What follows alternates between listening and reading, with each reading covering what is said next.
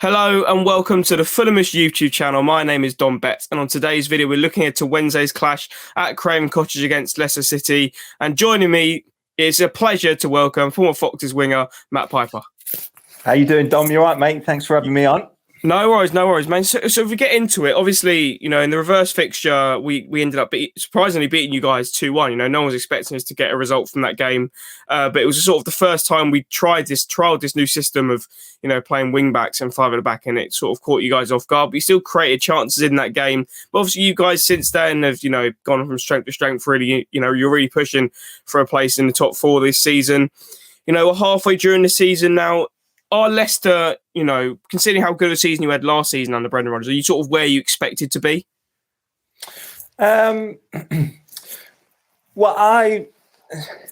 start of last season, I predicted that Leicester would finish in the top four, and that's just simply because I had a look around the rest of the league, and I thought that certain teams were in transition, your Chelsea's, your Manchester United's, and I thought Leicester had a really good side. They've got a good squad, they've got a great manager, great owners, and they've still got Jamie Vardy, who is sort of in the form of his life, to be honest, especially at the start of last season he was. So I predicted that Leicester would finish in the top four. We didn't quite get there. We fell away towards the end. But this season, I predicted that Leicester would finish in the top six. Wasn't quite as confident as I was last season of them finishing in the top four, just because the other teams around them I thought would improve.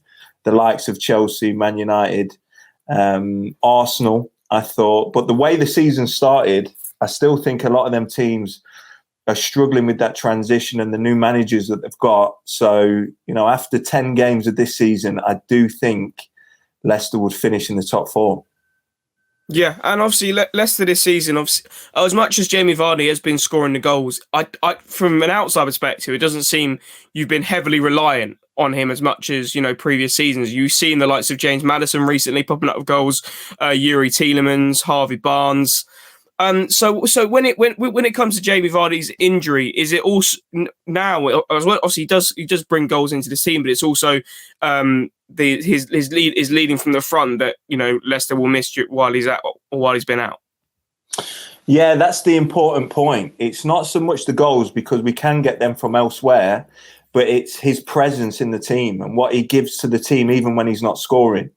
He occupies centre backs, he stretches the game, therefore giving space to others like Maddison, like Harvey Barnes, like Ayoze Perez, or Mark Albrighton. So when he's not in the side, the opposition haven't got so much to think about, and they squeeze the game, which takes away the space from our creative players, especially James Maddison. That's what Leeds did very well in the previous game, and that's why we suffered, really, because we didn't have no one really to stretch the game. Yeah, and if we look, obviously everyone talks about Leicester's attacking prowess with the likes of, as we mentioned, Vardy, Barnes, Maddison, but if you're looking at the back, that's, I think, it's been built on solid foundations ever since you won the league in 15-16. You've got Kasper Schmeichel, but you've got the likes of Johnny Evans. You had Harry Maguire, obviously he went on to Man United. Ben Chilwell obviously went on to Chelsea. But then you seem to replace these players and not seem to miss them as such. With the likes of Sionchu, as you said, you got Wesley Fofana this season. Johnny Evans is still doing great there. Timothy Castagna, Ricardo Pereira. Do you think Leicester's recruitment, especially when it comes to defensive area, has been sublime, really, and that's what sort of kept Leicester at the top because they don't concede too many goals? Yeah, the model that they seem to have stuck with over the last few years, and especially since they won the league, is selling one big superstar a season. This season it was Chilwell, and reinvesting that money in a profile of player that is mainly aggressive, high technical ability, obviously, but sort of guys that are not really on the radars of other top clubs. It is, to be honest, mate, I think it's been the best in the league. The recruitment in the last 3 or 4 years, I think, has been the best in the league. You've already mentioned some of the players: Soyuncu, Fofana, Castagna, They bring players in that other top clubs aren't really looking at, but then really hit the ground running and a huge talent. So credit to the recruitment staff at Leicester City. I think they've set it up well. Brendan Rodgers definitely has a profile of player that he looks for. Since he's been here, it's young. I don't think they've signed anyone over the age of 27 in the last 3 years. It's aggressive, it's high technical ability, and it's someone who can fit the model of the way Brendan Rodgers is trying to play. And they've done that so successfully so far since he's been here. So if we look at the reverse fixture, a few months ago now, where, that was only Fulham's second win of the season after beating West Brom. What do you think went wrong for Leicester that day? Because it's not like Fulham, played Leicester off the park. There were times in that first half where we were very much under the cosh from you guys, and obviously had our goalkeeper to thank for that. But what do you think went wrong? Was it the surprise of this system and the counter attack that Fulham were playing, or do you think it was just an off day for Leicester? No, in that performance on the radio that I work for the match days, I actually gave huge credit to Fulham and the way they set the team up. I thought Scott Parker had done his homework and his backroom staff, because there is a blueprint to beating Leicester, and that was it. They hit the nail on the head with the way they set the team up. It was deep. It was hard to break down. It was sort of confining the space on the pitch. They dropped deep, so there was no space in behind, but they also played the three at the back, as you said, with the five at the back most of the time when they're out of possession of the ball, when they kept the channels narrow.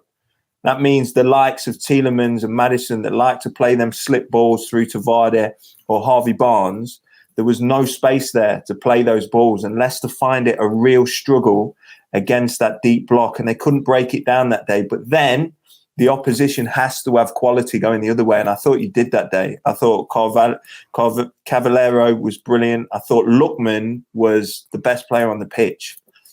When he gets the ball, when he's got space to move into, he's dangerous in one-on-one situations. He caused us havoc that night. So the teams that have done very well against Leicester play in a similar style to the way Fulham did that night.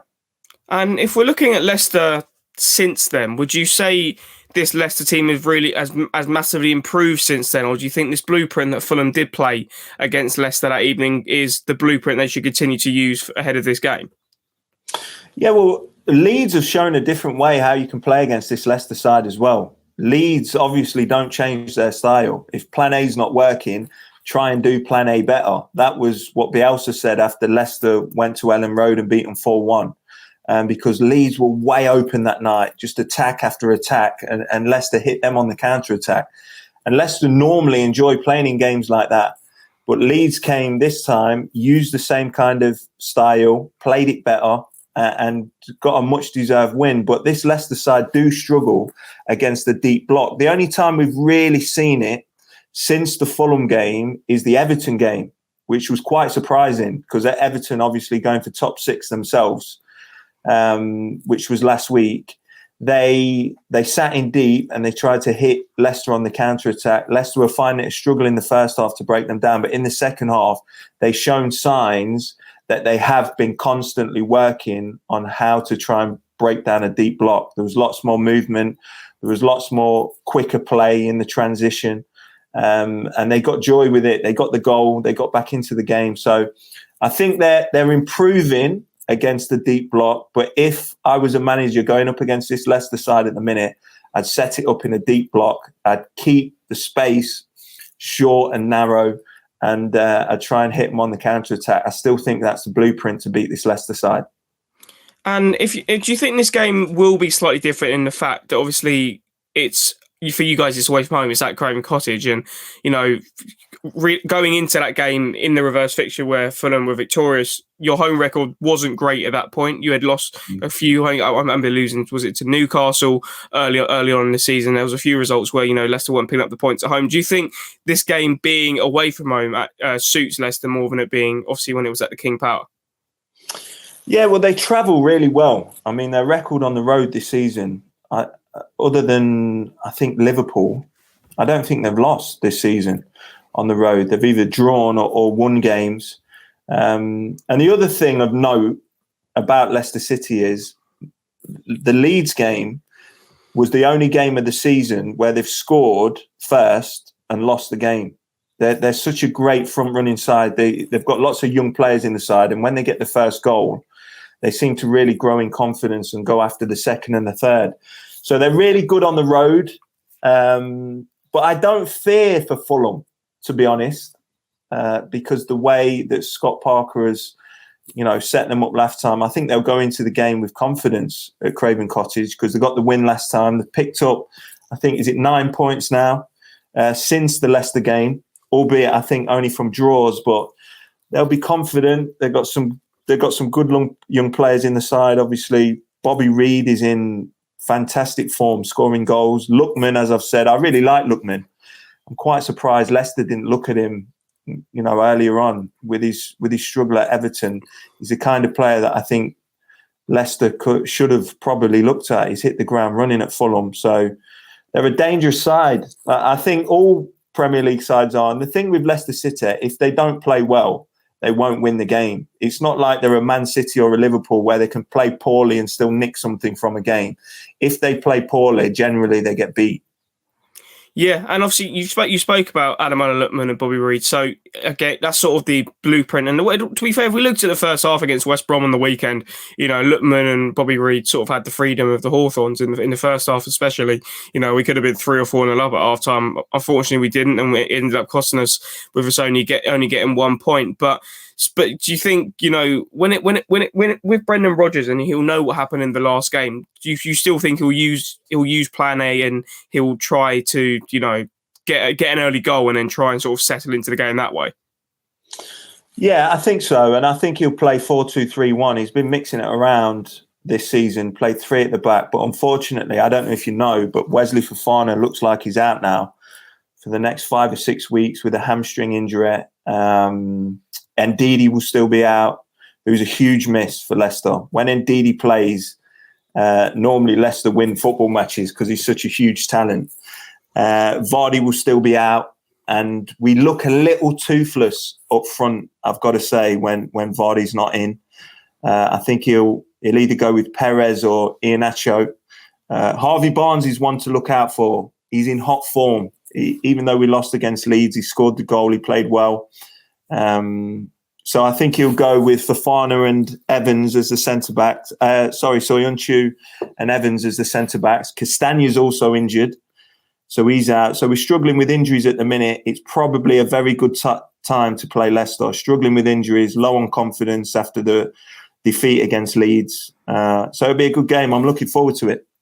Yeah, especially if it's like the game against, like the reverse fixture, because although Fulham got the win, there could have been multiple more goals in that game. I remember Leicester having many chances in the first half. It were very under cosh towards the end. Obviously, when Harvey Barnes pulled a goal back for you guys. But so when if we're looking at for the rest of the season now and the future of sort of Leicester, is it important just to keep finishing in the European places season after season now and build on from that? Because realistically, you guys are the blueprint for any promoted side.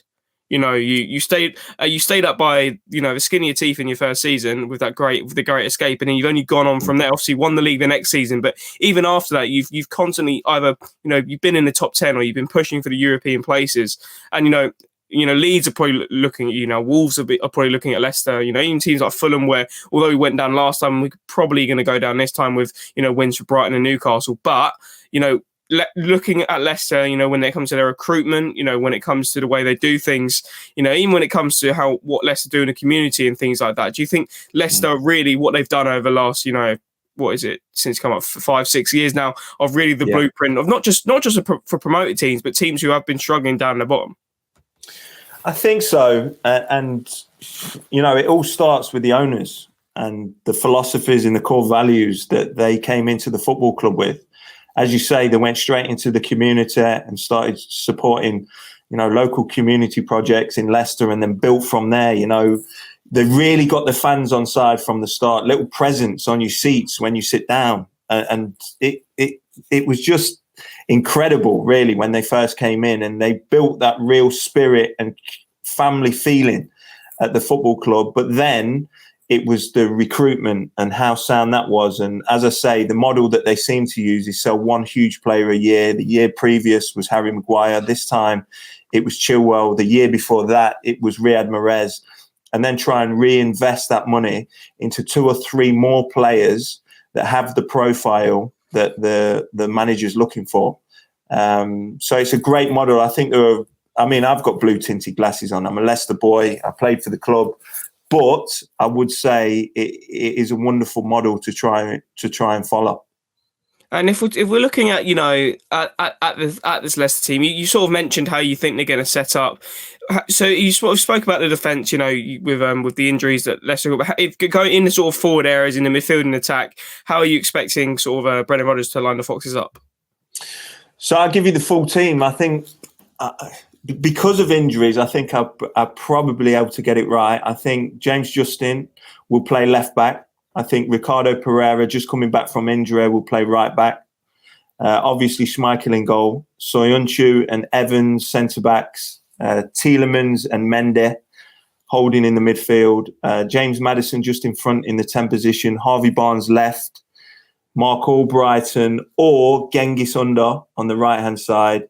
And either Perez or Iheanacho up front. I think Iheanacho might get a start just because Perez, as I said, in that last game against Leeds, he's good at holding the ball up, but he doesn't really offer a threat on the back line. So, and when Jamie Vardy's out the side, we need that. And I think Iheanacho might be able to bring that in.